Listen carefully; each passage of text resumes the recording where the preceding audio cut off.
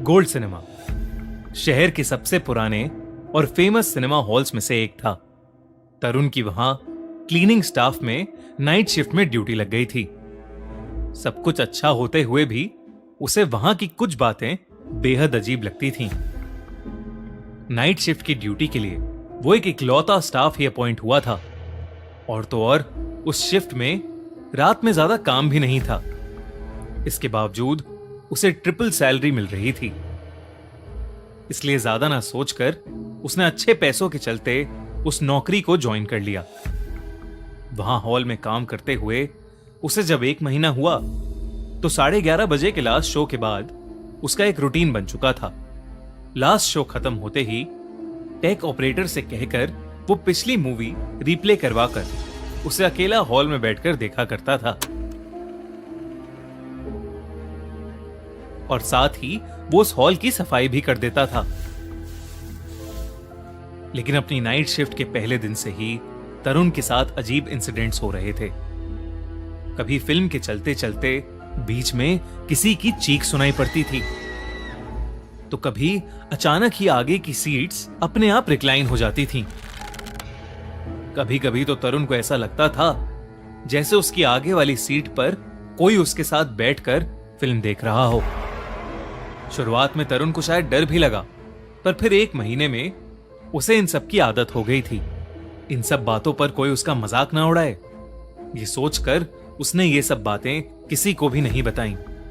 ऐसी ही एक night shift पर 1:30 बजे जब सब लोग निकल चुके थे, तब तरुण टेक ऑपरेटर के रूम में चाय लेकर गया, पर वहां कोई नहीं था। तरुण ने उसे फोन भी लगाया, पर किसी ने कॉल ही नहीं उठाया। तरुण वहीं लास्ट सीट पर चला गया और ऑपरेटर का वेट करने लगा। सीट पर बैठे बैठे तरुण की आंख कब लग गई उसे खुद भी नहीं पता चला। कुछ ही देर बाद सिनेमा हॉल के अंदर एक चीख जोर से गूंजी। उस आवाज से तरुण की नींद अचानक ही टूट गई। लेकिन इस बार कुछ अलग बात थी। चीख की आवाज सामने चलती हुई स्क्रीन से आ रही थी। टेक ऑपरेटर ने कब मूवी चला दी उसे पता ही नहीं चला। तरुण ने सोचा कि ऑपरेटर शायद लौट आया है। उसने सोचा कि वो उस रात भी मूवी देखकर हर रोज की तरह वहां से निकल जाएगा। कुछ ही देर बाद मूवी देखते हुए तरुण को ऐसा फील हुआ जैसे उसे फिर वही चीख सुनाई दी। लेकिन अब तक तरुण को आदत हो चुकी थी, तो उसने उस पर बिल्कुल भी ध्यान नहीं दिया। लेकिन फिर उसे ऐसा लगा कि कोई उसके बाल नोच रहा है। उसे बहुत तेज एक दर्द महसूस हुआ। उसने जब पीछे मुड़कर देखा तो वहां कोई नहीं था। तरुण को ये थोड़ा अजीब लगा। वो फिर से स्क्रीन की तरफ मुड़ा तो उसे फ्रंट सीट पर कोई बैठा हुआ दिखा, और अचानक से फिल्म स्क्रीन बंद हो गई। ये देखते ही तरुण ने उस फ्रंट सीट वाले को कई बार आवाज लगाई, पर उस आदमी ने कोई जवाब नहीं दिया। तरुण उसके कंधे को थपथपाने लगा, लेकिन जैसे ही तरुण ने उसे छुआ, उसका हाथ उस आदमी के आर पार हो गया। तरुण घबरा गया। तभी वो आदमी मुड़ा और तरुण की चीख निकल पड़ी। उस आदमी का चेहरा जला पड़ा था और वो बहुत ही ज्यादा डरावना लग रहा था। तरुण डर के मारे उठ खड़ा हुआ। वो उस हॉल से जल्द निकलना चाहता था, लेकिन उसके पैर मानो एक ही जगह जम गए थे। उसने अपने पैरों की तरफ देखा तो उसके होश उड़ गए। हॉल के सीट्स के नीचे से रेंगते हुए हाथों ने उसके पैरों को जकड़ रखा था। वहीं उसके सर के ऊपर कई अजीब से दिखने वाले लोग उसके सर के बाल चबा रहे थे। जो चीखें तरुण को अक्सर सुनाई देती थीं, अब वो वापस उस हॉल में गूंजने लगी थीं। उसे ऐसा लग रहा था कि जैसे वो सारी चीखें उसी की तरफ आ रही हैं। तरुण सुन्न पड़ गया था और उसके बुरी तरह पसीने छूटने लगे। उसे कुछ समझ नहीं आ रहा था कि उसके साथ क्या हो रहा है और क्यों हो रहा है। देखते ही देखते तरुण को उस हॉल में कई सारे लोग दिखने लगे। सब के सब वैसे ही भयानक लग रहे थे जैसे उसके आगे बैठा वो आदमी। वो सब लोग तरुण की तरफ बढ़ने लगे और उसके शरीर के अलग अलग हिस्सों को नोचने लगे। तरुण कुछ भी नहीं कर पा रहा था, बस वो अपनी आंखें बंद करके जोर जोर से मदद के लिए चीखे जा रहा था।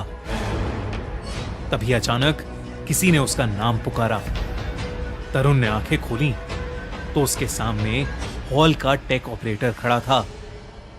आसपास सब कुछ नॉर्मल था। वो सारे लोग जो तरुण को दिख रहे थे वो अब गायब थे। स्क्रीन पर एक फिल्म चल रही थी, लेकिन तरुण बौखलाया हुआ, घबराया हुआ, पसीने में तर बस रोए जा रहा था। टेक ऑपरेटर ने उसे शांत करवाया और उसे बताया कि जब वो हॉल में आया तो तरुण अपनी सीट पर बैठा बुरी तरह छटपटा रहा था। तरुण ने उस टेक ऑपरेटर को सब कुछ बताया, लेकिन उस टेक ऑपरेटर ने तरुण से कहा कि उसने कोई बुरा सपना देखा होगा। तरुण ने भी ये मान लिया, लेकिन जब वो घर पहुंचा तो उसने देखा कि उसके पूरे शरीर पर किसी के नोचने के निशान थे। तरुण को विश्वास नहीं हो पा रहा था कि वो सब जो उसने देखा और महसूस किया है वो उसका कोई सपना है, और इसलिए वो फिर उसी रात गोल्ड सिनेमा में वापस गया। सुबह के 5 बज रहे थे। अक्सर उस सिनेमा के बाहर सुबह सुबह एक बूढ़ा आदमी चाय बेचता था। तरुण ने उससे जाकर बात करने का सोचा। जब तरुण ने उसे अपने साथ हुआ पूरा किस्सा बताया तो वो चाय वाला सब कुछ समझ गया। उसने तरुण को बताया कि कुछ साल पहले उस हॉल में करीब 30-40 लोग रात का एक शो देख रहे थे और अचानक उस रात हॉल में आग लग गई थी, जिसकी वजह से सब लोग मारे गए। तब से माना जाता है उन लोगों की आत्माएं उसी हॉल में भटक रही हैं। कई लोग जो तरुण से पहले ड्यूटी करने आए वो इसी चक्कर में नौकरी छोड़कर चले गए। तरुण ये सुनते ही हैरान पड़ गया और उसने भी वो नौकरी छोड़ दी। तरुण को लगा कि उस रात वो मौत के मुंह से बाल बाल बचा, लेकिन अपने साथ हुई इस दिल दहला देने वाली घटना को वो शायद ही कभी भूल पाएगा।